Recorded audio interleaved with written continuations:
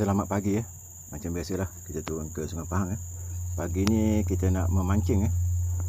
Hari ni kita bawa 3 pasang joran. Hari ni hari cuti ya. Hari Minggu. Okey, jom. Sambil kita nak tunggu tarik ikan, jom kita nak cuba mengilat memburu ikan gahak kalau ada.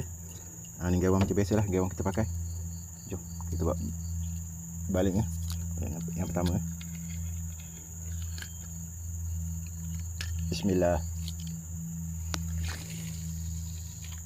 Kita minta ada rezeki ya pagi ni.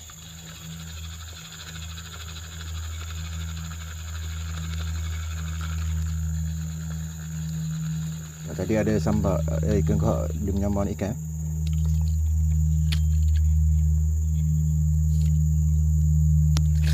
Bismillah.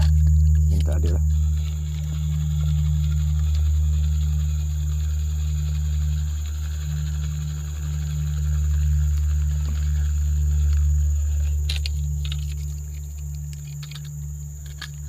Besar menyambar tadi.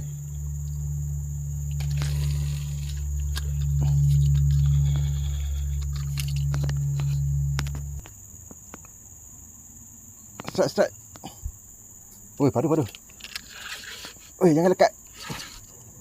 Bismillah. Ada. Bismillah. Alah, berbolak dah. Alhamdulillah. Ada seko. Gahak. Bismillahirrahmanirrahim. Bismillah. Alhamdulillah. Rezeki pertama pagi ni. Gahak. Alhamdulillah, dapat juga yang menyambar tadi. Alhamdulillah, ada rezeki ya. Jom kita lanjut mancing. Alhamdulillah, ada rezeki ya. Seko. Okey, jom kita lanjut memancing.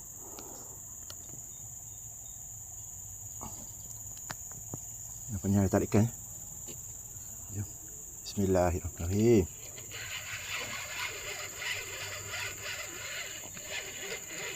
Macam apa ni?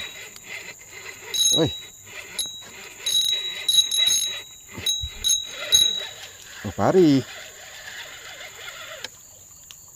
Alhamdulillah. Pari kedua.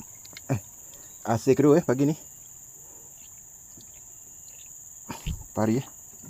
Alhamdulillah. Masih ada rezeki ya.